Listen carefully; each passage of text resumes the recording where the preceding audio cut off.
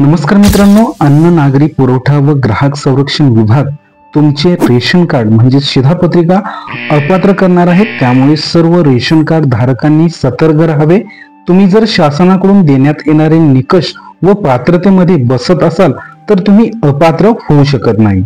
जर तुम्हाला पात्रता व निकष पाहायचे असेल तर दिनांक 17/12/2021 चा शासन निर्णय पाहावा। जर तुम्हाला वाटत असेल की आपले शिधापत्रिका म्हणजेच रेशन कार्ड अपात्र होऊ नये तर यासाठी एक फॉर्म भरून द्यावा लागेल। हा फॉर्म कुठे मिळेल, कुठे जमा करायचा, कसा भरायचा ही सविस्तर माहिती आपण या व्हिडिओमध्ये पाहणार आहोत। त्यापूर्वी चॅनलवर नवीन असाल तर चॅनलला सबस्क्राइब करा, तसेच हा व्हिडिओ जास्तीत जास्त लोकांपर्यंत शेअर करा। तर चला आपण आपल्या विषयाकडे वळूया। मग या शिधापत्रिका म्हणजेच रेशन कार्ड अपात्र करण्यामागे सरकारने नेमके कारण काय असेल? राज्याची 700.16 लक्ष लाभार्थी संख्या रेशन कार्ड व्यवस्थापन प्रणालीमध्ये पूर्ण झाल्यावर नवीन लाभार्थी समाविष्ट करणे शक्य होणार नाही। त्यासाठी राज्यातील स्थलांतरित, मयत, दुबार शिधापत्रिका म्हणजेच रेशन कार्ड लाभार्थी वगळण्यासाठी शासनाने एक मोहीम सुरू केली आहे।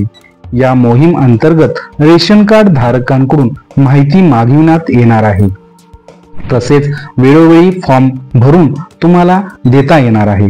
यासाठी दरवर्षी 1 एप्रिल ते 31 मे या कालावधीमध्ये शोध मोहीम राबविण्यात येणार आहे। राज्यातील मयत व दुबार स्थलांतरित शिधापत्रिका म्हणजेच रेशन कार्ड धारक शोधण्यासाठी ही मोहीम सुरू केली असावी असा अंदाज बांधला जातो। जर समजा तुम्हाला तुमचे रेशन कार्ड व शिधापत्रिका अपात्र होऊ द्यायचे नसेल तर प्रथम तुम्हाला हा फॉर्म भरून द्यावा लागेल। हा फॉर्म तुम्हाला आमच्या टेलिग्राम चॅनलवर दिला आहे। तेथे टेलिग्राम चॅनलची लिंक देखील या व्हिडिओच्या डिस्क्रिप्शन बॉक्स मध्ये दिली आहे। आता आपण हा फॉर्म कसा भरायचा ते पाहूया। हा शिधापत्रिका तपासणी नमुना आहे। जर तुम्हाला वाटतं की रेशन कार्ड अपात्र होणार नाही किंवा होऊ नये यासाठी तुम्हाला हा नमुना किंवा हा तपासणी जो शिधापत्रिका नमुना आहे तो नमुना तुम्हाला भरून तुमच्या रास्तभाव दुकान जे असेल त्या ठिकाणी तुम्हाला द्यायचा आहे।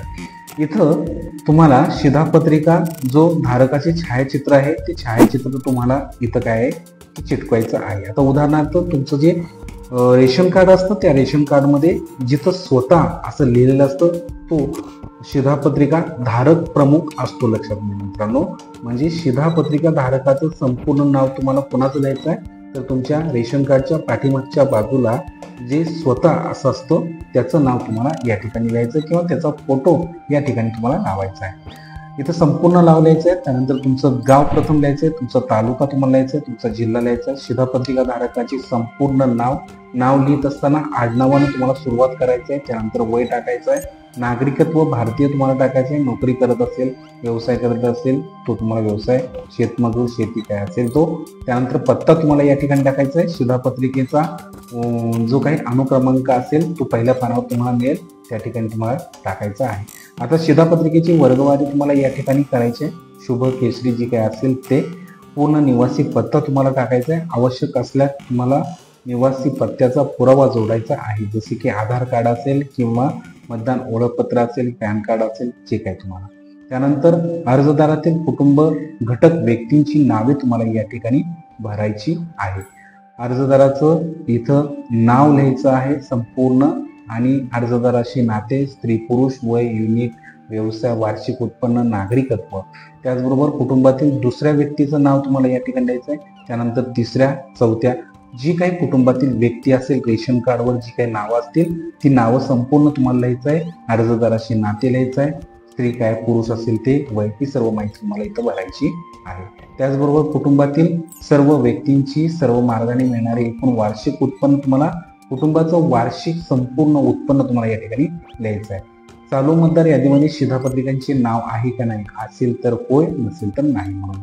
त्याचबरोबर आता तुम्हाला हा संपूर्ण फॉर्म जो आहे तो फॉर्म भरून झाल्यानंतर मित्रांनो तुम्हाला यापैकी कोणतंही एक कागदपत्र तुम्हाला जोडायचं आहे, जसे की भाडे पावती असेल तुमच्या घराची, टेलिफोन किंवा मोबाईल जे काही बिल असेल ते बिल, ड्रायव्हिंग लायसन्स असेल, तुमच्याकडे आधार कार्ड असेल, निवासस्थानाच्या मालकीबद्दलचा तुमच्याकडे पुरावा, बँक पासबुक, मतदान ओळखपत्र किंवा इतर कुठलं ओळखपत्र जर तुमच्याकडे असेल, यापैकी कोणतंही एक कागदपत्र तुमच्याकडे असेल तर या फॉर्म सोबत तुम्हाला त्याची झेरॉक्स काढून जोडायची आहे. या ठिकाणी दिनांक टाकायचे, अर्जदाराची स्वाक्षरी किंवा अंगठा, त्याचबरोबर रास्तभाव दुकानाचं तुम्हाला नाव आणि क्रमांक, परवाना क्रमांक, पत्ता आणि त्या रास्तभाव दुकानदाराची सही.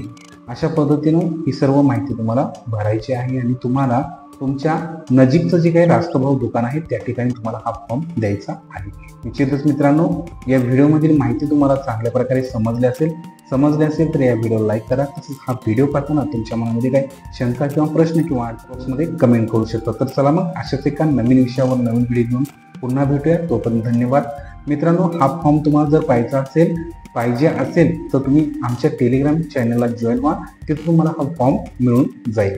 तर चला, परत एकदा नवीन विषयावर नवीन व्हिडिओ घेऊन पुन्हा भेटूया. तोपर्यंत धन्यवाद. जय हिंद, जय महाराष्ट्र.